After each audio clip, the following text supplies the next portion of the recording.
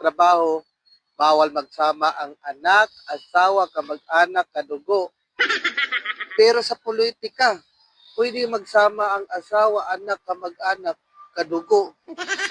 Sa Pilipinas, pag nagnakaw ng isang lata, bigas, kahit ano-ano, mahirap, tulong ka agad. Pero pag nagnakaw ng milyon-milyon, bilyon-bilyon, imbestigahan pa.